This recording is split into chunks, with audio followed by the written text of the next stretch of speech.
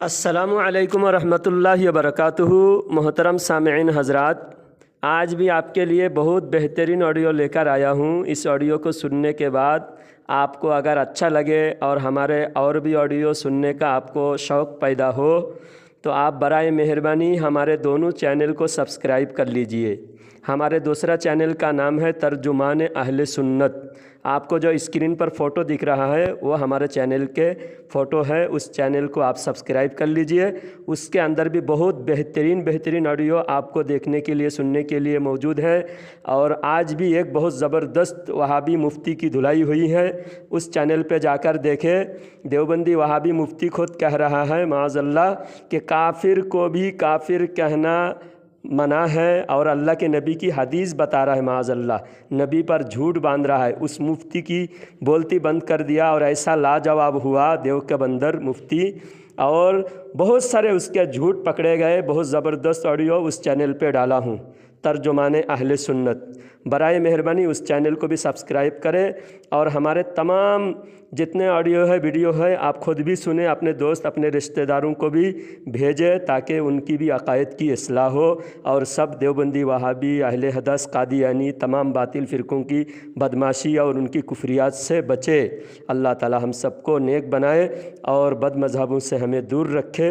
अल्लाह व रसूल की इताअत करने की हमें तौफ़ीक़ अता फ़रमाए, आमीन। जी हजरत जी। हाँ मौलाना सगीर साहब जी बोलिए, दामद बरसात तो हम कहाँ खुजली हो रही है। आपने कॉल किया था मुझे। अच्छा जी, ये अरबाज भाई और सलमान मौलाना से पहचान है आपकी? सलमान मौलाना कौन है? सुन्नी के है आपके? कहाँ के सलमान मौलाना है? ये यूपी साइड के है। क्या बोले सलमान मौलाना? आपकी बात हो गई कहते ना उनसे? क्या बात हो गई? आपने तो उनके सवालों के जवाब नहीं दिए। कौन से मौलाना का मैंने सवाल का जवाब नहीं दिया? नंबर मुझे व्हाट्सएप पे भेजो। हाँ लिख लो ना, नंबर बोलो 98 94 नहीं है, मैं बोला व्हाट्सएप पे नंबर भेज दो। व्हाट्सएप पे मैसेज किया था ना मैंने, आपका नंबर व्हाट्सएप पे है, मैं व्हाट्सएप पे मैसेज कर रहा हूँ। जितने मौलाना का मैंने जवाब देना है सबका नंबर भेजो, सबको जवाब दूंगा इंशाअल्लाह। ठीक है? आप ये नंबर बोलोगे तो याद नहीं रहेगा, पेन लेके तो नहीं बैठा मैं। आप मुझे व्हाट्सएप पे भेज दो, मैं वो जवाब जो मौलाना को जवाब देना है वो सारे बड़े बड़े मौलाना का नंबर मुझे व्हाट्सएप पे लिख के भेज दो। मैं इंशाअल्लाह उनसे भी बात करूंगा और अच्छे अंदाज में बात करूंगा और उनको जवाब दूंगा और जवाब आपको भी भेजूंगा। ठीक है? अच्छा, और कोई बात तो हो तो बोलो। हाँ, और कोई बात हो तो बोलो। खाना वगैरह खा लिए? हाँ खाना खा लिए, पानी पी लिए, चाय पी लिए, और क्या बात है बोलो। आपने जो हमारा वीडियो बनाकर यूट्यूब पे डाला है उसको अगर डिलीट करेंगे तो बड़ी मेहरबानी होगी। नहीं, मैं तो डिलीट नहीं करूंगा क्योंकि सारे लोग समझ रहे हैं जो जो गलतियां मैंने आपकी बताया वो सारी गलतियां आपकी किताबों में हैं, आप लोग छुपाते हैं। और मैं भी डिलीट कर दूं तो सारी बातें छुपी रह जाएगी, आवाम के सामने पता चलना चाहिए। और मौलाना साहब आप भी मदरसा में पढ़े हो, अगर थोड़ा इल्म आपके अंदर है तो आप ये बात समझो कि हक छुपाना बहुत बड़ा जुर्म है। क्योंकि पहले शरीयत 1.25 लाख नबियों की शरीयत में भी ऐसे उलमा पैदा हुए थे जो हक बात छुपाए, जिसकी वजह से वो शरीयत मिट गई। और ये शरीयत क़यामत तक चलेगा, ये जो शरीयत है क़यामत तक चलेगा, इस शरीयत को अल्लाह मिटने नहीं देगा। तो इस शरीयत की हिफाजत के लिए अल्लाह ताला उलमाए हक पैदा करके हर ज़माने में उलमाए हक होंगे और उलमाए हक बात को मिटने नहीं देगा, हक बात लोगों के सामने पहुंचाएगा। तो किताबों में जो जो बातें हैं मुझे बताइए जरा, सिर्फ हक उलमाए करम कौन है? तो वही तो मैंने दिखाया, आप फैसला कीजिए हक उलमा कौन है, आपकी नज़र में कौन है। आप खुद ही देखिए, जिन लोगों ने इतनी गलत किताबें लिखे वो तो हक पे हो नहीं सकता। तो बाकी आप तलाश कीजिए कौन हक पर है। हमको तो हक मिल चुके हैं, हमको हक मिल चुके हैं जिनके किताबों में अल्लाह और रसूल की मोहब्बत की बातें हैं, वो उलमाए हक है, और जिनकी किताबों में अल्लाह और रसूल के बारे में गुस्ताखी है वो उलमाए हक नहीं हो सकते। आप समझ रहे हैं, आप अपने हिसाब से समझ रहे हैं, आपके समझने से नहीं होता, आपके मानने से नहीं होता। कुरान और हदीस में जो बात हक है वही बात को मानना चाहिए। अभी देखिए मैंने किताबें भेजा। कौन से हजरत ने मौलाना कासिम नानवी रहमतुल्लाह अलैह के बारे में लिखा है कहीं किताब में, उनकी किताब में, कि मौलाना कासिम नानवी रहमतुल्लाह अलैह काफिर है करके? हाँ, तो इसमें क्या गलती है? तो मुझे बताइए, कहीं पर लिखा है कि आपके बड़े मौलाना ने, आपके बरेलवी शेख ने? हमारे बड़े मौलाना, सबसे बड़े हमारे मौलाना, मौलाना अहमद रजा खां रहमतुल्लाहि अलैहि ने लिखा है कासिम नानूतुबी काफिर है, क्योंकि कासिम नानूतुबी ने खत्म नबूवत का इनकार किया, इस वजह से कासिम नानूतुबी काफिर है। आप कह रहे नहीं वो बातें ऐसा नहीं वैसा नहीं, उसको घुमा फिरा के। आपके हजरत ने कौन से किताब में लिखा है, मुझे जरा दिखाएंगे? और किताब का फोटो और हमारे हजरत ने एक, सुनिए, ये जब किताबें, आप बात जरा गौर से सुनिए, समझने की कोशिश कीजिए मौलाना सगीर साहब। अजय जी मुझे क्या कीजिए, आप जो उस दिन को फटाफट डाल रहे थे ना, फोटो काट के ला के, तो अब मुझे आपके जो हजरत ने किताब में लिखा है वो किताब का सफ़ा और वो राइटिंग जो उर्दू में लिखी है तो मुझे बताइए। हाँ ठीक है, उसको भी मैं भेजूंगा। सुनिए जरा, पहले गौर से जरा बात सुनिए। नहीं अभी भेजिए ना, अभी तो भेजिए ना। आप तो उस दिन बड़ा फट भेज रहे थे, अब भेजेंगे तो क्या होगा? वो मैं जितनी बातें आपको समझाना था उतनी बातें आपकी किताबों का मैंने भेजा, और आप अभी मांग रहे हैं हमारी किताबों का। सुनिए, हमारी किताब का मैं निकाल कर, मेरे पास अभी इस वक्त नहीं है, मैं निकाल कर आपको भेज दूंगा। वो भी बिल्कुल डायरेक्ट साफ लफ्जों में हमारे मौलाना ने ये फरमाया है कि बहुत बड़ा मसला है ये। बड़ा मसला तो है, बड़ा मसला है। मेरी बात तो सुनिए पहले। सुनाइए। अब हाँ, क्योंकि बहुत बड़ा मसला है, क्योंकि मुझे हक पे चढ़ने के लिए मुझे वो चीज देखना पड़ेगी ना। कासिम नानवी रहमतुल्लाह अलैह कौन से एतबार से काफिर हो गए, और आपके हजरत ने लिखा है कौन से किताब में, जब मैं देखूंगा उसको पढ़ूंगा तो फिर मैं भी आपकी तरह आपके पास आ जाऊंगा ना। अच्छा, आप मेरे पास आना चाहते हैं? अब ये कासिम नानूतवी की किताब देख लीजिए पहले, जो कासिम नानूतवी को आप रहमतुल्लाहि अलैह, पहले उनकी किताब तो पहले समझिए। कासिम नानूतवी साहब आपके नजदीक, अरे मौलाना साहब सुनिए ना, कासिम नानूतवी आपके लिए रहमतुल्लाहि अलैह है, तो उनकी किताबें से जो लिखा हुआ है वो बात का मुझे सुनिए। मेरी बात सुनिए पहले, आप सुनाइए। आप ये मेहरबानी कीजिए कि मौलाना कासिम नानवी रहमतुल्लाह अलैह की आपने जो किताब में गलती काटे है ना, वो किताब अगर मेरे को यहाँ पर ट्रांसफर करा देंगे आप तो बड़ी मेहरबानी होगी। मैं गौर से मुताला भी करूंगा, और आपके हजरत जी की भी किताब मुझे भेजिए। दोनों किताब में पढ़ूंगा, देखूंगा इसमें कौन सही है और कौन गलत है। अच्छा, मैं आपको भेज रहा हूँ, फोटो भेज रहा हूँ, और किताब के ऊपर का फोटो भी, ऊपर के पेज का भी फोटो भेज रहा हूँ। आप दोनों उस किताब को आप देवबंद की जो भी लाइब्रेरी है या बड़े मौलाना से रब्ता करके उस किताब मंगा लीजिए। उस किताब को मैं आपको भेजता हूँ। वो किताब में की किताब का नाम बताइए मुझे, व्हाट्सएप कीजिए। अभी मैं कर रहा हूँ व्हाट्सएप, इसी वक्त 1 मिनट में आपको व्हाट्सएप कर रहा हूँ।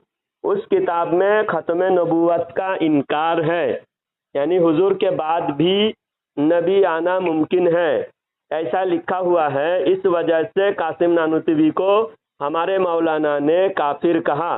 तो अब अगर कासिम नानूतवी की किताब में है तो वो किताब, वो बात जरा समझ लीजिए, और उन्होंने सही लिखा तो ठीक है। और अगर देखो मौलाना सगीर साहब, जब मैं बोलूँ ना तो आप खामोश से सुने। मेरी बात तो सुनिए ना, मैं बात पूरी तो होने दीजिए। इसलिए ये बात करने का तरीका ही नहीं है। आलिम का अंदाज ऐसा नहीं होना चाहिए। आलिम का अंदाज होता है सामने वाले की बात ना मेरी सुन रहे हैं ना आपका मैं सुन पा रहा हूँ। जब मैं बोल रहा हूँ तो मैं आपका सुन कैसे पाऊंगा? आप इतना तो समझदारी होना चाहिए कि जब सामने वाला बोल रहा है, एक साथ तो दोनों की बात मैं सुन भी नहीं पाऊंगा, बोल भी नहीं पाऊंगा। तो जब दोनों में एक बोलेगा, आप बोल लीजिए, चलिए बोलिए। तो जब आप सल्लल्लाहु अलैहि वसल्लम ने कहा था कि अगर मेरे बाद कोई नबी होता, कौन थे बोलो भला जरा। लौकाना बादी नबीयन लकाना उमर, ये बात है ना। हाँ हाँ हाँ हाँ। हाँ, तो अब इसके ऊपर आप क्या कहेंगे? तो इसके ऊपर इसका मतलब तो ये नहीं कि मेरे बाद नबी होगा, हुआ तो भी कोई हर्ज नहीं। होगा नहीं, होगा हर्ज नहीं नहीं, लिखा हुआ ऐसा तो इसमें। नहीं है ना, हर्ज होगा अगर नबी होगा। अगर आसमान और जमीन में 2 खुदा होते तो जरूर तबाह हो जाते आसमान और जमीन। तो इसके तो ऊपर आप होता क्या बोलना चाहेंगे? होता दोनों ये, इसके क्या बोलना चाहेंगे? अब इससे ये बात होती है, ये कायदा है, उसूल है कि इज़ा फाता शर्तु फातल मशरूत, शर्त और मशरूत में से दोनों का एक साथ पाए जाना लाजिम है। दोनों में से एक अगर फौत हो जाए तो दूसरा ऑटोमेटिक कैंसिल हो जाता है, फौत हो जाता है। अब यहाँ हुजूर के बाद कोई नबी होता तो उमर होते, कोई नबी नहीं हुआ तो उमर भी नहीं हुए, तो यहाँ बिल्कुल दोनों बराबर बराबर हुआ। अब वहाँ पर जो लिखा है, कासिम नानूतवी ने जो लिखा है वो ऐसा नहीं लिखा।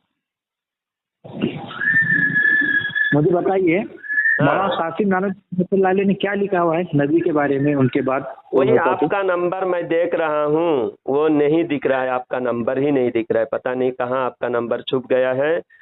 आपने अपना फोटो चेंज कर दिया है ना, इसलिए आपका नंबर ढूंढ के नहीं मिल रहा है मुझे। हाँ, मिल गए आपका नंबर का व्हाट्सअप मिल गए। नंबर आपने फोटो चेंज कर दिया ना, इसलिए मुझे ढूंढना मुश्किल है। उस दिन भी भेजा था मैंने, ये देखिए अभी मैंने भेजा, इसमें कासिम नानूतवी ने पहला लफ्ज ये लिखा। इन किताबों में 2 बातें लिखे हैं कासिम नानूतवी साहब ने। पर सुनिए मेरे को एक बात और एक पेज भेजता हूँ इसी किताब का, और एक पेज भेजता हूँ जिसमें उन्होंने कहा कि बिल फर्ज अगर बादे ज़मानाए नबी कोई नया नबी पैदा हो, फिर भी खातिमियत में कोई फ़र्क नहीं आएगा। आप बताइए, हुजूर सल्लल्लाहु अलैहि वसल्लम के बाद कोई नबी पैदा होगा तो हुजूर कैसे आखिरी नबी रहेंगे? हुजूर के आखिरी नबी का मतलब क्या है? मुझे फिर समझाए हुजूर के आखिरी नबी का मतलब। आप यहाँ क्या समझे आखिरी नबी का मतलब? अभी मैंने जो भेजा हूँ इबारत, इस इबारत को आप पढ़िए पहले, जहाँ पीला कलर का निशानदेही किया हुआ है, इसको पढ़िए ऊपर से। हजरत की ये किताब छपी हुई है, जरा बताना मेरे को। ये दारुल किताब देवबंद, साइड में जो किताब का फोटो है ऊपर के पेज का, उसके अंदर दारुल किताब देवबंद लिखा हुआ है। ऊपर सबसे ऊपर मौलाना कासिम नानूतवी लिखा हुआ है। आपने जो इबारत पढ़े है वो कौन से, कहाँ, कितने नंबर की लाइन पे है? ये पेज नंबर 43। ऊपर आपने मेरे को 16 और 17 सफा नंबर भेजा हुआ है। उसके बाद में अभी जो फोटो मैंने भेजा हूँ, जस्ट अभी भेजा हूँ और एक फोटो, उसको देखिए। बताइए क्या लिखा हुआ है इसमें? देखिए 43 नंबर लास्ट में जो भेजा वो उसको खोलिए, लास्ट में भेजा उसको खोले आपने? हाँ खोला। हाँ, इसमें देखिए, बल्कि अगर बिल फर्ज बादे ज़मानाए नबवी सल्लल्लाहु अलैहि वसल्लम कोई नबी पैदा हो तो फिर भी खातिमियत मुहम्मदी में कुछ फर्क ना आएगा। ये मुझे समझाए, आप समझाए। मैं समझाऊंगा तो बोलेंगे तुमको समझ में नहीं आया, तुम गलत समझ रहे हो। तो आप ही समझाए इसमें क्या लिखा है, इसका माना क्या है, मतलब क्या है।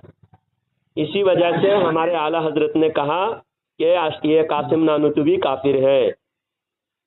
मुझे पूरा सफ़े का फोटो भेजिए ना, तो फिर मैं आगे पूरा सफ़ा ही भेज दिया मैंने। अब यह काम इसी पर बात कीजिए, पूरा सफ़ा आप बाद में समझ लीजिएगा। मैं पूरा सफ़ा और आगे पीछे और तजवीज़ किया जाए, बिल जुमला सबूत असर मज़कूर होना मजबूत साबित होता है। मैं आपको 10 पेज का फोटो भेजूंगा, 10 आगे पीछे, 5 आगे 5 पेज का, पीछे 5 पेज का, 10 पेज का फोटो भेजूंगा। पूरा 10 पेज समझकर आप इस मतलब निकालिए, इसका क्या मतलब है। हुजूर सल्लल्लाहु अलैहि वसल्लम के बाद अगर कोई नबी हुआ तो खातमुन नबीयीन हुजूर रहेंगे कैसे? क्योंकि खातमुन नबीयीन का मतलब है हुजूर आखिर में आना। हमारे हुजूर आखिर में तशरीफ लाए और हमारे हुजूर सल्लल्लाहु अलैहि वसल्लम के बाद कोई नबी नहीं है। और हुजूर ने दो उंगली का इशारा करके फरमाया, दो उंगली उठाकर इशारा करके हुजूर ने फरमाया कि दोनों में जितना फासला है मेरे और क़यामत में यही फासला है, मेरे और बीच में दूसरा कोई नहीं है, मेरे बाद डायरेक्ट क़यामत है, क़यामत तक मेरा ही नबूवत है, मेरी ही शरीयत है और कोई दूसरा शरीयत लेकर नहीं आएगा। तो ये बात हुई हुजूर सल्लल्लाहु अलैहि वसल्लम के खातिमियत मोहम्मदी होने का मतलब। अब ये कासिम नानूतवी लिखे हैं कि हुजूर के बाद कोई नया नबी पैदा हो, कोई नबी पैदा हो, फिर भी हुजूर आखिरी नबी रहेंगे, क्योंकि कुरान में आखिरी नबी हुजूर को कहा गया। अब हम अगर हम कहते हैं कि देखो कासिम नानूतवी कह रहे हैं कि हुजूर के बाद दूसरे नबी भी आए कोई मुश्किल नहीं, तो हुजूर आखिरी नबी कैसे रहेंगे? तो कासिम नानूतवी उसका जवाब देते हुए कहते हैं कि हुजूर के बाद अगर कोई नबी आए फिर भी हुजूर आखिरी नबी रहेंगे। फिर हम कहते हैं कि आखिरी नबी का मतलब क्या हुआ? तो कासिम नानूतवी कहते हैं आखिरी नबी का मतलब है अफजलुन नबी। हमारे हुजूर अफजल है, सारे नबियों से अफजल है, चाहे बाद में आए पहले आए, हुजूर के बाद कोई आए तो भी हुजूर आखिरी नबी रहेंगे। लेकिन ये मतलब 1400 साल से किसी भी उलमा मुहक्किकीन मुहद्दिसीन ने ये मतलब नहीं लिया। हज़रत अबू बकर रज़ी अल्लाह तआला अन्हु के ज़माने में एक खबीस ने नबूवत का दावा किया था। हज़रत अबू बकर रज़ी अल्लाह तआला अन्हु उनके खिलाफ जिहाद किया, 1200 सहाबा शहीद हुए, फिर भी दीन और शरीयत की हिफाजत के लिए उस खबीस को ख़त्म किया। हर ज़माने में झूठे नबूवत का दावा करने वालों को सहाबा इकराम ने तहक़ीक़ किया, सहाबा अपनी जान की बाजी लगाए, हर दुश्मन को निपट दिया। और इस वक्त भी कादियानी नबूवत का दावा किया, कादियानी को हमारे उलमा ने सारी दुनिया में कादियानियों का जीना हराम कर दिया। क्यों? हमारे नबी आखिर में है, हमारे नबी के बाद कोई आना बिल्कुल इम्पॉसिबल, नामुमकिन है, आ ही नहीं सकता कोई। अब ये कासिम नानूतवी ने नबूवत का चोर दरवाज़ा खोला कि हुजूर के बाद भी कोई आए तो हुजूर आखिरी नबी, जब हुजूर आखिरी नबी रहेंगे तो कोई आने से कोई हर्ज नहीं, फिर हम उनके क्यों लड़ते हैं कादियानियों से इतना? आप कितने चाहने वाले हैं? और अभी ये जो शकील बिन हनीफ का मसला चल रहा है, हाँ, तो शकील बिन हनीफ है कहाँ पर? शकील बिन हनीफ ये औरंगाबाद में कहीं रहता है। तो फिर आपने उसके खिलाफ क्यों नहीं उतरे? फिर वो देखो, उसके खिलाफ, हर झूठे के खिलाफ हमारे उलमा उतरे हुए हैं। आपको किसने कहा कि हमारे उलमा उतरे नहीं? हमारे उलमा उसके खिलाफ भी, और वो आपके ग्रुप से पैदा हुआ। वो पहले तबलीग जमात में 4 महीने लगाया, साल लगाया, फिर निजामुद्दीन के पास एक बस्ती में रहकर उसने हमारे ग्रुप से कैसे पैदा होगा?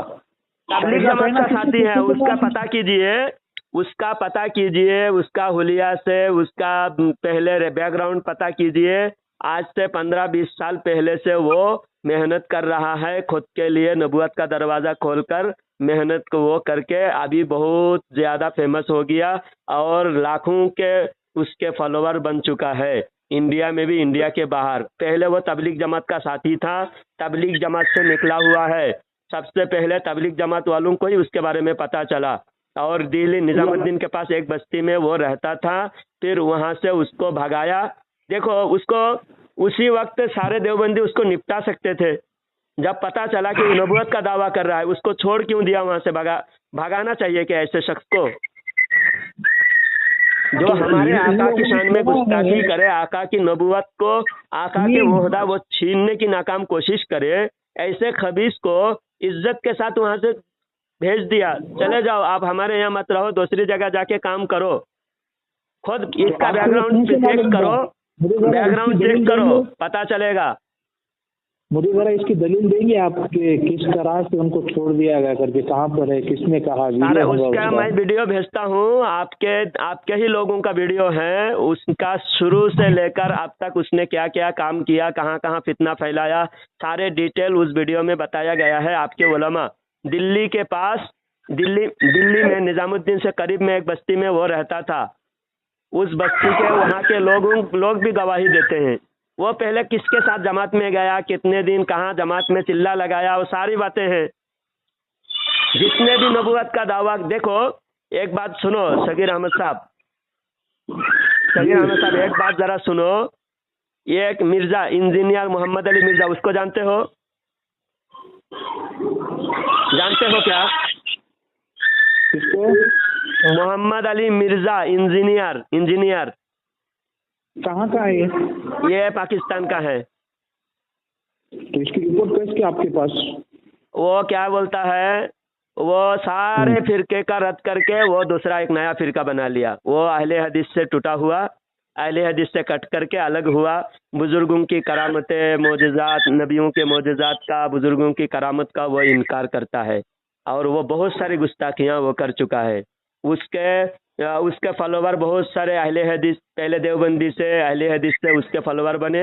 अब वो क्या करता है, उसके फॉलोवर से हटकर डायरेक्ट अल्लाह का ही इनकार कर रहा है। अब उसके फॉलोवर्स क्या कर रहा है, डायरेक्ट अल्लाह का भी इनकार कर रहा है, मुर्तद हो जा रहा है। इसी तरह ये शकील बिन हनीफ, ये भी देवबंदी से निकला है। एक फितना नहीं, देवबंदियों से निकले हुए बहुत सारे फितने दुनिया में फैले हुए हैं। ये सारे देवबंदियों के फितने से निकले हुए हैं। अभी देखो मौलवी साद और मौलवी जुबैर और ये निजामुद्दीन शूरा का जो झगड़ा है, आप बताओ हम किसका साथ दें? तो आप बरेली रहो ना, आपको कौन कह रहा है कि इधर आओ? हाँ तो चलो, तुम किसका साथ दे रहे हो? तुम तो मुझे सही बोलो ना। हम तो बरेली भी रहेंगे अल्हम्दुलिल्लाह, लेकिन तुम्हारे समझाने के लिए मैं बोल रहा हूँ। अब तुम किसका साथ दोगे भला, बताओ मुझे। मैं भले ही किसका साथ दूं, आप नहीं, वो तो आप मुझे कंफर्म होना चाहिए ना ये सही है। आप सही गलत का हर इंसान को पहचान होनी चाहिए ना। मौलाना साद सही है या गलत है, मौलाना तारिक जमील सही है या गलत है, तो वो तेरा आप कंफर्म अपनी बात तो बताएं। आप सही रास्ते पर है या नहीं है मुझे बताएं। आप तारिक जमील को सही मानते हैं या गलत मानते हैं, मुझे ज़रा बताइए। मैं उनको क्यों, मैं मेरे मुल्क में रहता हूँ, मैं हिंदुस्तान में रहता हूँ। देखो मोमिन पूरे आप आपके मुल्क में रहते हैं। अल्लाह कुरान में फरमाता है इन्नमल मुमिनूना इखवतुन, मोमिन का भाई है। अगर वो मोमिन है, आपके नज़र में मोमिन है, तो वो आपके भाई है। अगर आप किसी भी मुल्क में रहे, वो आपके भाई है। और अगर मोमिन नहीं है तो आपके भाई नहीं है। तो आप बताइए, वो आपके अगर मोमिन भाई है तो तारिक जमील आपके बड़े मौलाना और मिंबर पे बयान करते हैं, इंडिया में भी लाखों आदमी उसके बयान सुनते हैं। तो वो 70 साल उम्र हो गए, उसके बेटे की दाढ़ी सफ़ेद होने लगी, उसकी दाढ़ी अभी काली है। तो मुझे इतना बताइए मौलाना, दाढ़ी काली करना शरीयत में जायज़ है या हराम है? कौन दाढ़ी काली करता है? तारिक जमील की दाढ़ी कभी आप दिखाइए, फोटो, आज का फोटो दिखाइए निकाल के। वो आपको मालूम है ना, आप ही इस्लाम के आपको ऊपर तारिक सर्च कर रहे जमील, हैं। आपको मालूम क्या? हम रोज देख रहे हैं तारिक जमील की दाढ़ी काली है। तारिक जमील दाढ़ी काली कर रहा है, हराम काम कर रहा है। और जो हराम काम करे उसको मिंबर पे बिठा के पूरी दुनिया के बड़े मौलाना करके खिताब देकर उसका बयान सुनना जायज़ है? हाँ? तो आप वहाँ के अकाबरीन से कह दीजिए ना फिर। हमारी जमात का नहीं ना, हम तो आपको कहेंगे। आपकी जमात का आदमी है तो आपको हम कहेंगे। कहना आपके बड़े मौलाना को समझाना आपका काम है ना। हम अगर तारिक जमील को समझाने जाएंगे, तारिक जमील के लोग हमको उसके सामने जाने नहीं देंगे, नज़दीक जाने नहीं देंगे। आप है तो आप उनके पास भी जा सकते हैं, आपके आदमी, वो आपके जमात का आदमी है। तो आप बताएं, तारिक जमील जो गलत, आपके जमात की कोई बड़े मौलाना गलत है, हम तो आपको बताएंगे। हम किसी और को क्यों बताएंगे? आपसे मेरा राब्ता तारिक जमील से नहीं है, मेरा राब्ता तो आपसे है, मेरा कांटेक्ट आपसे है। तारिक जमील से तो मेरा जान पहचान भी नहीं है, तारिक जमील का नंबर भी मेरे पास नहीं है। तो आप अपने उलमा के बारे में बताएं। हमारे उलमा के बारे में पूछेंगे तो हम बताएंगे। जैसा उस दिन आपने बताया, हमारे 2 मौलाना का नाम बताया, एक अहमद नक्शबंदी और एक सलमान अज़हरी। तो मैंने क्या कहा, सलमान अज़हरी 100% सही है और अहमद नक्शबंदी के बारे में मैं कुछ नहीं कह सकता, वो क्या क्या बोलता है। उसकी अगर कोई बात आपके पास है तो मुझे भेजिए। अगर उसकी गलती होगी तो गलत बताऊंगा, सही होगी तो सही बताऊंगा, क्योंकि उसके बारे में मुझे गारंटी नहीं है। सलमान अज़हरी के बारे में मुझे गारंटी है। सलमान अज़हरी को मैं अच्छी तरह जानता हूँ, सलमान अज़हरी साहब को मैं अच्छी तरह जानता हूँ, मानता हूँ और सारी दुनिया उनको इज्जत करते हैं। अहमद नक्शबंदी के बारे में मुझे कोई गारंटी नहीं है, वो कभी गलत भी बोल सकता है, क्योंकि वो सही आदमी मेरे नज़र में नहीं है। तो मैंने साफ बता दिया। ऐसा ही अगर आपके कोई मौलाना के बारे में मैं पूछूं तो आप सही या गलत वो बताना पड़ेगा ना आपको। हमको भी आपने पूछा हमारे मौलाना के बारे में, हमने बता दिया। तो आप भी बताइए, आपके तारिक जमील सही है या गलत है? मुझे बताइए आप पहले, किस तरह से किसी की बातें को रिकॉर्ड कर कर अपलोड करना, ये क्या है? तो इतने साल से आप लोग छुपा के रखे थे, ये क्या है? दीन और शरीयत जो हक है, हक बात खोलकर बयान नहीं करे, छुपा के रखे। तो हमने छुपाना, हमने वो जो छुपी हुई बातें हैं उसको खोलकर हम बता रहे हैं, सारे दुनिया के सामने ला रहे हैं। ये तो कौम के लिए एहसान है कि आप हर बात खोलकर सामने आ रही है। अब जितने बातें छुपी हुई थी आज छुपा नहीं पा रहे हैं आप लोग। बोला देते नहीं यार, फिर मेरे को गुस्सा चढ़ता है, फिर आप मेरी गाली खा लेते हैं। गाली तो आपकी आदत है, क्योंकि उलमा देवबंद जब हार जाते हैं, लाजवाब हो जाते हैं तो गाली देते हैं। गाली दोगे तो हमको क्या, हमारा कोई घटेगा कोई चीज़? आप गाली दो, अपना जुबान, आपकी जुबान सही नहीं है, आप गाली दे सकते हो, क्योंकि इल्म होगा वो गाली नहीं देगा। इल्म से बात करो। आप अपने मौलाना सही है या गलत है हमें बताओ। तारिक जमील गलत है तो गलत कह दो पहले। अरे आप तुम बात नहीं सुनते, फिर मेरा दिमाग खराब करते हो। दिमाग आपका खराब मैं कर रहा हूँ, आप खुद ही कर ले रहे हैं। आप एक लफ्ज बोल दो तारिक जमील, जब शरीयत आपके सामने दिख रहा है। आपने तारिक जमील जाकर के आपने मुझे बताइए, आपने देखी कि हमको जाकर के उन्होंने दाढ़ी काली की है करके? अब रोज वीडियो तारिक जमील का सुन रहे लोग, बयान सुन रहे हैं। आज का वीडियो सुनो ना, न्यू बयान, तारिक जमील न्यू बयान सुनो। आज का बयान में क्या है? उसकी दाढ़ी काली है, ये काली है तो वो फासिक है। 70 साल उम्र हो गए तो दाढ़ी अभी काली है, एकदम काली, जैसा 20 साल का नौजवान है। तो मुझे बताइए, आज का उनका, मेरे को आप खुद डालिए, मैं देखता हूँ पहले उनकी दाढ़ी काली है क्या सफेद है। तो जब 40 साल होता है ना, 40 साल उम्र होता है तो दाढ़ी सफेद होना शुरू होता है। 35 से 40 साल के अंदर एक एक बाल सफेद। 45 साल हो गया, पूरे बाल साल की उम्र होने के बाद सुनो, मुझे ये बताओ, मैंने जो सवाल किया उसका जवाब दो मुझे। कहीं लिखा है क्या 40 साल की उम्र होने के बाद दाढ़ी सफेद होना चालू होती है, बाल सफेद होना चालू होते हैं? कहीं लिखा हुआ है क्या? लिखा हुआ अगर ना हो, आप अपने नजर के सामने देखिए, 50 साल के उम्र के जितने आदमी हैं, मुझे वो मत बताइए, आपके गांव में देखिए, एक आदमी को मुशाहिदा, इल्म के साथ साथ मुशाहिदा भी होता है। हर चीज लिखा हुआ होने से मानोगे? बहुत सारी बातें लिखा हुआ ना हो तो भी मानना पड़ता है। मेरी बात लिखा हुआ नहीं माना जाता है, बहुत सारे बगैर लिखे हुए भी मानना पड़ता है। कैसे मानेंगे हम? अच्छा चलिए, एक बात लिखा हुआ नहीं है फिर भी आप मानते हैं। आपके बाप, आपके अब्बा का नाम जो है ना, क्या नाम है आपके अब्बा का? मैं ये क्यों बताऊँ तुम आपको? वो अब्बा का मतलब आपके जो बाप आप मानते हो, लिखा हुआ है कहीं? आपके अब्बा के बारे में नाम बताओ मुझे। तुम तुम्हारे अब्बा का नाम बताओ मुझे। मेरा अब्बा का नाम शेख अजीमुद्दीन। आप कौन से मदरसे में पढ़े हुए? हम जो भी मदरसे में पढ़े हैं। अब ये पहले जो बात सवाल कर रहा हूँ उसका जवाब नहीं दे रहे हैं। तारिक जमील की दाढ़ी काली है, दाढ़ी काली करने वाला फासिक है, हराम है।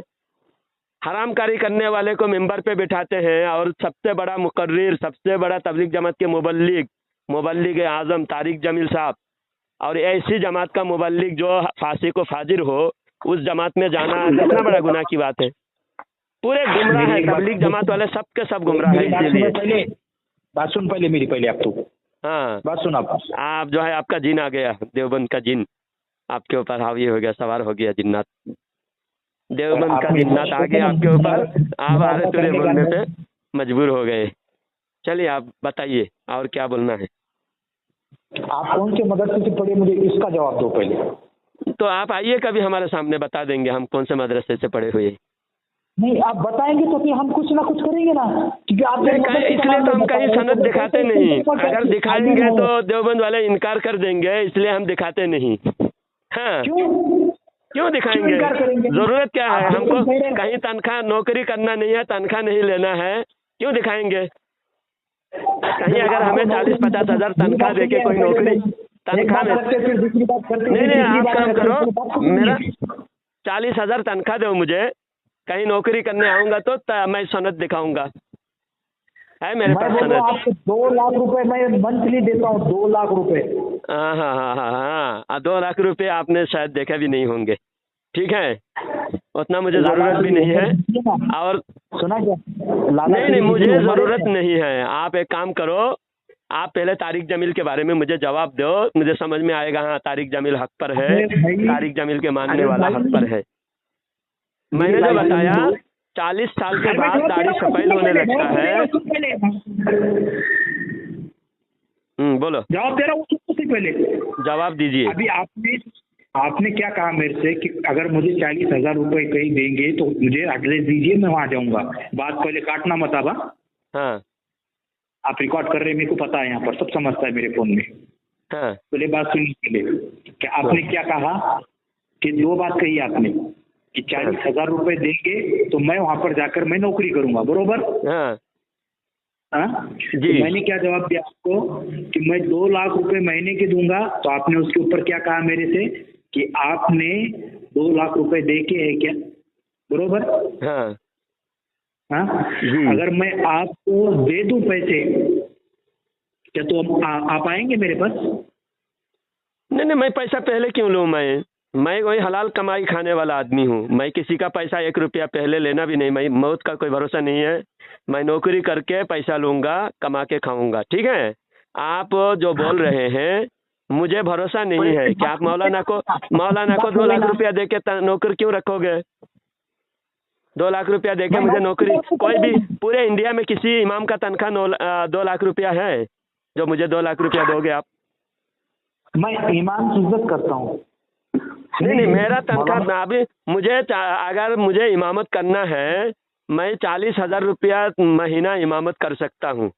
इमामत हो या मदरसा पढ़ाने का काम हो, और हर किताब इंशाअल्लाह मैं पढ़ाने का काबिल हूँ, अल्हम्दुलिल्लाह। आप जो मौलाना लोगों के ऊपर इतने फतवे उठा रहे हैं, इतनी चीजें कर रहे हैं, हाँ आप हक पे है। हाँ, हम अल्हम्दुलिल्लाह हम हक पे है, डंके के चोट पे बोलते हैं, हम हक पे हैं। मुझे ये बताइए आप कि आप जो कह रहे हैं कि मौलाना तारिक जमील साहब अपने दाढ़ी को काला करते हैं, हाँ बरोबर? जी। आपने अपने आंख से देखा है क्या उनको दाढ़ी काली करते हुए? उनके बयानात सुन के देख रहे हैं। अरे यार, ये बात कौन से कोई जवाब होगा? यही बात सही जवाब है। बात से उसके आज का वीडियो देख लो, आज का बयान मौलाना तारिक जमील का रोजाना बयान शेयर होता है। जो अभी 1 महीना पहले का बयान देख लो, 2 महीना पहले का बयान देख लो, उससे 20 साल से मैं देख रहा हूँ, 20 साल से उसकी दाढ़ी काली है। और जब 70 साल की उम्र हो गई, 50 साल उम्र से उसकी दाढ़ी सफेद होनी चाहिए थी, अभी तक उसकी एक दाढ़ी भी सफेद नहीं हुए। सब दाढ़ी टोटल काली कर रहे हैं, काली उसका दिख रहा है। सुने क्या, मेरे बाजू में बुजुर्ग खड़े हुए, एक बुजुर्ग जिनकी उम्र 65 साल है, मगर दाढ़ी का एक भी बाल उनका सफेद नहीं नाच। कौन बोले? आप क्या बोल रहे हैं?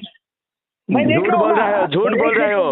वो बुजुर्ग का फोटो भेजो, और आधार कार्ड में कितना उसका बर्थडे और उसका पैदाइश कहाँ है भेजो मुझे, मैं मान जाऊंगा। मैं झूठा हूँ मान जाऊंगा। चलो, उन बुजुर्ग का फोटो भेजो, 65 साल के जो बुजुर्ग हैं, फोटो भेजो मुझे, और आधार कार्ड का फोटो भेजो, फिर मैं मानूंगा मैं झूठा हूँ, आप सच्चे हो। चलो। तो आपने जो कहा ना कि मौलाना तारिक जमील साहब का बयान देख रहे हैं, सब कर रहे हैं, हाँ आपने नजरों से देखा क्या वहाँ जाके?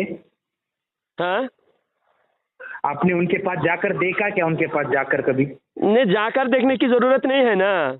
बहुत सारी चीजें ऐसा देखने से ही पता चलता है, जाकर क्यों देखना है? तो मैं फोटो नहीं देख रहा हूँ ना, तो आप कह रहे हैं ना। अभी आप आपके सामने जो 65 साल का बुजुर्ग है, वो बुजुर्ग का फोटो भेजो, एक बाल भी सफेद नहीं हुए।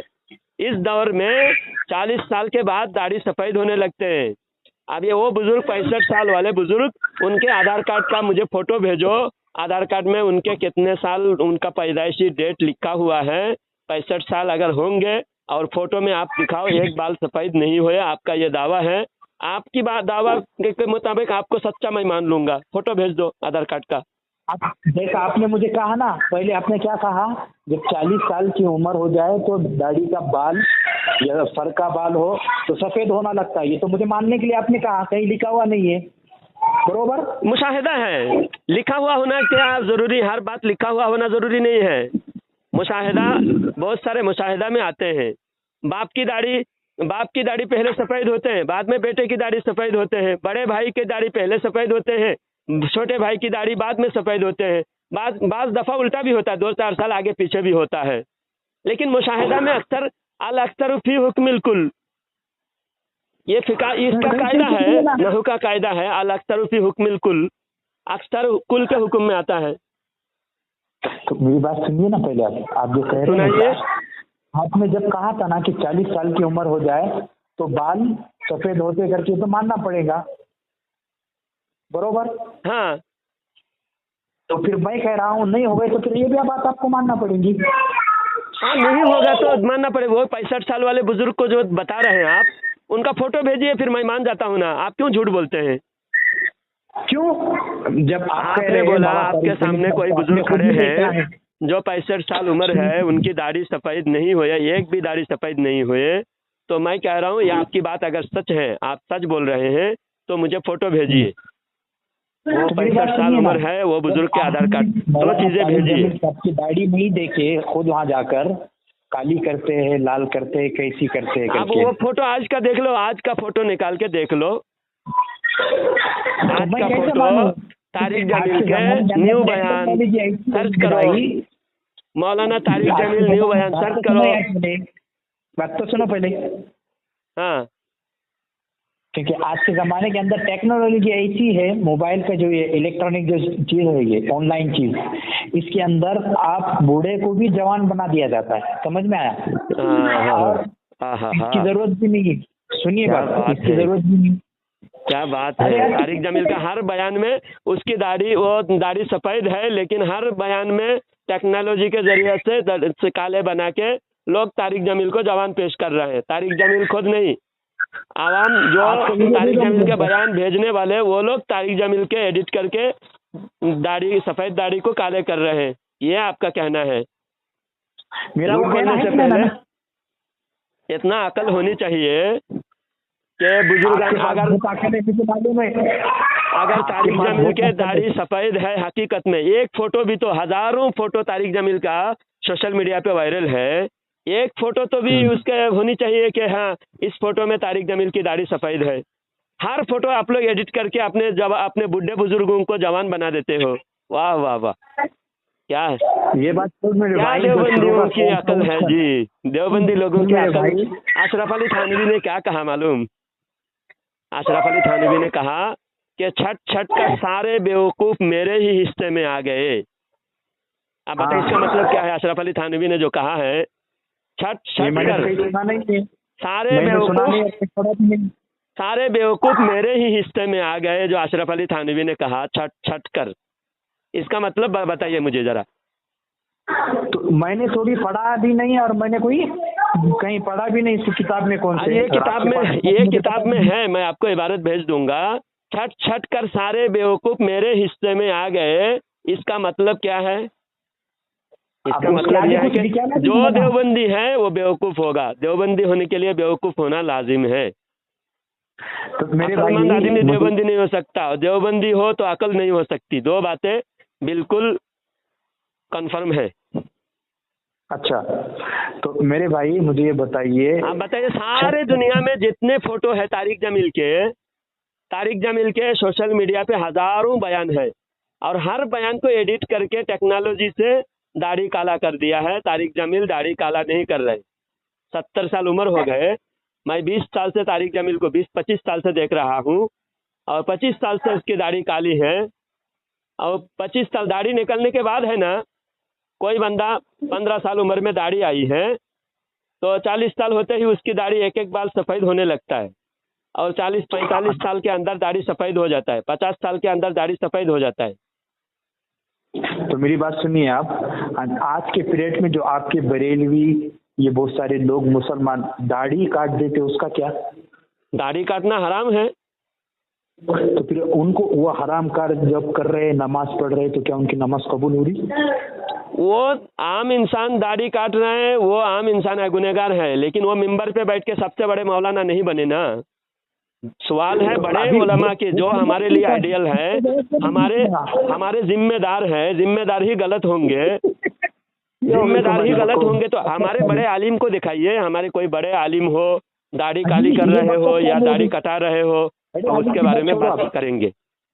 बड़े आलिम को छोड़िए, अभी मैंने जो कहा उसका जवाब दो मुझे बस। हाँ कि जो ईमान वाला दाढ़ी काट दे डायरेक्ट, हाँ, डायरेक्ट दाढ़ी काट दे तो उसका क्या हुक्म है ये बताइए और इसकी दलील दीजिए मुझे। आम इंसान है, दाढ़ी काटना हराम आम है, इंसान तो- उलमा के लिए और बड़ा गुनाह है। उलमा तो बड़े ओहदे पर है ना, नबी के वारिस हैं। दाढ़ी काटने से कहाँ होता है? काटना, हमारे अवाम दाढ़ी उलमा काटते हैं, दाढ़ी- आपके अवाम दाढ़ी नहीं काटते। वो मेरे को वो छोड़िए, मैंने जो सवाल करा उसका जवाब दो। आवाम, मेरी आवाम तुम्हारा आवाम नहीं, मैंने बीच में क्या बोला था, चाहे तुम्हारा हो या हमारा हो, मुसलमान जो भी मुसलमान हो, क्या बोला मैंने, जो भी मुसलमान हो। वो 4 बार मैंने जवाब दिया हराम है, और क्या जवाब दें? 5 बार जवाब दें, दाढ़ी और काटना 5 बार हराम बोल दिया हराम है। चलिए और आगे बताइए। हाँ, अब जब दाढ़ी काटना हराम है तो वो नमाज पढ़ता है बिना दाढ़ी की, तो फिर उसका क्या हुक्म है? नमाज होती है, नमाज अलग मसला है, दाढ़ी अलग मसला है। हराम हो रहा तो है, फिर कैसे काटना हराम हो रहा है, नमाज भी हो रही है, रोजा भी हो रहा है। तो अजान का टाइम हो गया, अज़ान का टाइम हो गया। अजान दे रहे हैं, अजान हो रही है, चुप रहो। पढ़िए, नमाज पढ़ने के बाद बात करेंगे इंशाल्लाह पुनः। हाँ, अभी 10 मिनट बात कर सकते हो, अजान हो 10 गए, मिनट की 15 मिनट। सुन्नत बिन्नत में 10 मिनट में सुन्नत बिन्नत नहीं पढ़ सकता है, सुन्नत पढ़ सकते हैं, तो फिर उसके लिए टाइम नहीं लगेगा। टाइम लगेगा। सुन्नत पढ़ते हो, लेकिन ये अकीदा दुरुस्त करना तो फर्ज है, फर्ज से भी आला है, आगे है। हाँ, तो आपका दुरुस्त कीजिए आप अपने हिसाब से। ये हमारा मेरे तो हिसाब दुरुस्त से है, हमारा कोई गलत है नहीं ना? बता सके आप। तो आपके हमारा एतबार से कोई भी हमारा अकीदा गलत गलत है। नहीं बता सके। तुम्हारा अकीदा गलत है, तुम्हारे लिए तो अकीदा दुरुस्त करना फर्ज है। नमाज बाद में, नमाज से भी बड़ा फर्ज तुम्हारे लिए अकीदा दुरुस्त करना। नमाज नहीं, फर्ज ही मेरे लिए नहीं, नहीं है, जो मेरे लिए जिसका नहीं है। अकीदा सही नहीं है उस पर नमाज ही फर्ज नहीं है, क्योंकि अकीदा सही मुसलमान होते हैं। अकीदा अच्छा। दुरुस्त ना हो तो मुसलमान नहीं हो सकते। अब अच्छा। अकीदा आपका ऐसा अरे है कि पहले बात कासिम तो सुनो यार, नानोतवी। तुम पक पक पक पक लगाए, क्योंकि नमाज नहीं पढ़ने देंगे क्या मेरे को आप? तो आप पहले अकीदा दुरुस्त करके पढ़ो ना नमाज। वो मैं मेरा वक्तव्य करूंगा, आप आपका अपना देखिए। हाँ, ठीक है। तो आपके नमाज के बाद अकीदा दुरुस्त कर 8 लो बजे, मेरे भाई, 8 मरने बजे से फोन पहले आएगा। अकीदा दुरुस्त कर लो, वरना ये कोई काम नहीं आएगा, नमाज भी कोई काम नहीं आएगा। हाँ देखेंगे वहाँ पे, हाँ, वहाँ देखेंगे, वहाँ देखेंगे। वहाँ देखेंगे तो देख के वापस आओगे। हाँ, नहीं, वहाँ देख के अगर वापस नहीं देखने आने के की। बाद पता चला कि गलत थे हमारा अकीदा, तो वापस तो आओगे। फिर तो वो तो मोहलत भी आज नहीं दी दुरुस्त कर जाएंगी लो। ना। हम तो इसलिए हम कह रहे हैं कि अकीदा अगर दुरुस्त नहीं है तो दुरुस्त कर लो, वहाँ देखेंगे बोल के चले जाओगे कि तो वहाँ आप से तो थोप नहीं वापस नहीं सकते मेरे आओगे। ऊपर, आप अगर थोप आप नहीं दोबारा, सकते आपको मेरे। दोबारा वापस आने की गारंटी है, आपको अगर अल्लाह ने कहा कि चल दुनिया में वापस फिर से तुझे आना है, देखकर वापस आके फिर ईमान लाके सही अकीदे पर चले जाना। तो मेरा आप अकीदा वही रहेगा, देवबंदी अकीदा रहेगा मेरा। आप बेखबर रहिए, बेफिक्र रहिए। दोबारा अगर देवबंदी किसी को अकीदा नहीं तुम्हारा मिलेगा, रहेगा तो देवबंदी अकीदा देख लेंगे बोल रहे हो, वहां से वापस कैसे आओगे? तो आपने तो कहा ना अभी। तो हमारा अकीदा इसलिए तो गलत साबित करो ना। हमारा अकीदा तो गलत साबित नहीं कर पाए और हम तुम्हारे अकीदा गलत साबित कर दिए कि तुम्हारा सारे अकीदा गलत है। कासिम तो नानोतवी, फिर मुझे गलत पे गंगोही, चलने को अशरफ अली अच्छा थानवी लग रहा सब है। गलत है। मेरे को टोटल गलत पे चलने को अच्छा लग 101% रहा है। गलत है तुम्हारा अकीदा। तो मेरे को गलत पे चलना अच्छा लग रहा है। गलत पे चलना तुमको अच्छा लग रहा है तो ही तो जहन्नम में जब जाओगे तब मजा आएगा ना। अब अच्छा लग रहा है ना। हाँ, ये तो तो फिर अबू जब जहल अबू जाएंगे लहब जब को भी, देखेंगे। अबू जहल अबू लहब को भी अच्छा लगता था, लेकिन वो समझ में आया कब्र में रखने। अबू जहल अबू लहब जब गड्ढे में डाल दिया गया ना बदर की लड़ाई के बाद, उसके लाश को अबू जहल हाँ, की, तब हाँ। अल्लाह के नबी सल्लल्लाहु अलैहि वसल्लम ने कुफ्फार से खिताब करके, जो मरे हुए 70 लाश, तो अल्लाह के नबी ने फरमाया कि ए कुफ्फार, मक्का वालों, मक्का के काफिरों, अल्लाह ने तुम्हारे साथ जो वादा किया वो वादा पूरा हुआ। अल्लाह ने हमारे साथ जो वादा किया था हमारे साथ वादा पूरा हुआ, हमें फतह अता फरमाया। तुम्हारे साथ जो हुआ वादा पूरा हो गया ना। हजरत उमर रदी अल्लाह तआला अन्हु कहते हैं, या रसूल अल्लाह सल्लल्लाहु अभी अलैहि आपकी वजह से मेरी वसल्लम, नमाज जारी है। या आपको रसूल 8:15 अल्लाह बजे फोन सल्लल्लाहु कीजिए। अलैहि वसल्लम, 8:15 बजे फोन ये कीजिए, सुनते क्योंकि हैं, आपको नमाज, हुजूर ने फरमाया मुर्दाद शायद आपने सुनते नमाज हैं, बेकार तुमसे चलाई है ज्यादा कि सुनते हैं। करवा कर आई हुई है अबू सब जहल आपने। सुन रहा है लेकिन जवाब नहीं दे पा रहा है वो। ऐसा ही तुमको पता चलेगा ठीक है। तो वापस नहीं होगा। आज सुधर जाओ, देवबंदी हूँ, गुमराह अच्छा। करना छोड़ दो, गुमराह अच्छा, अकीदत से बचो, तौबा करो। इतने सारे दलीलें देने के बावजूद तुमको सब कुछ समझ में आ रहा है, फिर भी तुमको गुमराही पे चलना अच्छा लग रहा है। कितनी फिटकार है तुम्हारे ऊपर, अल्लाह की मार है, अल्लाह ताला की लानत है तुम लोगों पर। नमाज के बाद इसके ऊपर लानत के ऊपर बात करेंगे इंशाल्लाह। लानत के ऊपर बात क्या करोगे? लानत तो बरस रही है, इसलिए शक्ल से ही देवबंदियों के शक्ल से ही नहुसत दिखता नजर आता है। एक किसी भी एक सुन्नी को खड़ा करो, एक बेअमल सुन्नी को भी खड़ा करो, उसके चेहरे पे रौनक है, लेकिन देवबंदियों के चेहरे पे रौनक नहीं है। अच्छा। क्योंकि नूर, चेहरे पे नूर ही नहीं होते। देवबंदियों के चेहरे पे फिटकार है, अल्लाह की मार है चेहरे से ही। अच्छा। देख लो, हमारे एक आलिम को, कोई भी हमारे काला कलोटे आलिम को खड़ा करो, तुम्हारे गोरा होगा तो भी उससे अच्छा खूबसूरत लगेगा, उससे ज्यादा नूर हमारे आलिम के चेहरे पे होगा, हमारे आवाम के चेहरे पे तुम्हारे से ज्यादा नूर होगा, क्योंकि तुम्हारे अकीदा दुरुस्त नहीं है। हर फिरके के सामने बरेली भी सुन्नी का चेहरे से पहचान जाते हैं। ये हमारी हक्कानियत है। अल्लाह ताला हम तमाम मुसलमानों को इन शैतानों से बचने की तौफीक अता फरमाए, देवबंदियों के फितने से बचने की अल्लाह ताला तौफीक अता फरमाए। अल्लाह मुझे ऐसे बरेली फितनों से बचाए, आमीन सुम्मा आमीन। अल्लाह ताला देवबंदियों पर अल्लाह ताला देवबंदी कौम आद कौम लूत जैसे अजाब में मुब्तला करे देवबंदियों को, आमीन।